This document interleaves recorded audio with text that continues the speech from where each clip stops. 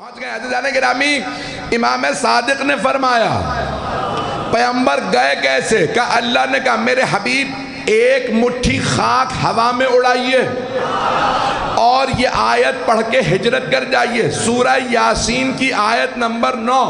اگر کبھی دشمنوں کے نرغے میں گھرے تو یہی آیت پڑھ لیجئے۔ امام نے کہا دشمنوں سے محفوظ رہو گے۔ وَجَعَلْنَا مِن بَيْنِ أَيْدِيهِمْ سَدًّا وَمِن خَلْفِهِمْ سَدًّا فَأَغْشَيْنَاهُمْ فَهُمْ لَا يُبْصِرُونَ۔ اے میرے حبیب ہم نے ان کے سامنے بھی پل بنا دیا، پیچھے بھی پل بنا دیا، آنکھوں پہ پردے ڈال دیے، اب وہ کچھ دیکھ نہیں سکتے۔ اب پتہ چلا مشرکین اور منافقین کو نہ نبوت نظر آتی ہے نہ امامہ۔ آپ سارے اسی طرح سے سنتے رہیے گا۔ عزیزان گرامی، جناب سرور کائنات نے ایک مٹھی خاک اڑائی، مشرکین کے درمیان سے گزر گئے، انہیں نظر نہیں آئے۔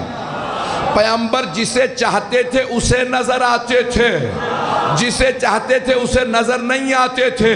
تو مانو نہ آج پیغمبر کا جانشین اگر کوئی غیبت میں ہو، پہنچ رہے ہیں، بے وقت نہیں ہے تفصیل کا۔ تو عزیزان گرامی، جناب سرور کائنات ہجرت کر گئے، مولا کائنات بستر رسالت پہ سو گئے۔ اب بہت سے لوگ کہتے تھے علی کو نیند تو آتی نہیں تھی اس لیے کہ 1000 رکعت پڑھ لیتے تھے۔ بغض کبھی کم نہیں ہوگا کچھ لوگوں کا، پتہ نہیں میری بات پہنچ رہی ہے نہیں پہنچ رہی۔ بہت سے بغض رکھنے والوں نے کہا بھائی علی کو نیند نہیں نہ آتی ہوگی اس لیے 1000 رکعت ہر رات میں پڑھتے تھے، ہمارے والوں کو نیند آتی تھی وہ سو جاتے تھے۔ شب ہجرت مولا نے سو کے بتایا نیند آتی تھی، میں غفلت میں نہیں رہتا تھا۔ تو مولا بستر رسالت پہ سو گئے۔ پیغمبر کی عادت تھی کہ بالکل سیدھے سوتے تھے، کروٹ نہیں لیتے تھے۔ مجمع کی توجہ رہے، میں جملے پیش کرنے والا ہوں کہ انشاءاللہ آپ کے ایمان میں یقین کا اضافہ ہو جائے گا۔ عزیزان گرامی، پیغمبر بالکل سیدھے سوتے تھے، کالی چادر اوڑھ کے، سر سے لے کے پاؤں تک پورا بدن ڈھانپ کے سوتے تھے، کروٹ نہیں لیتے تھے۔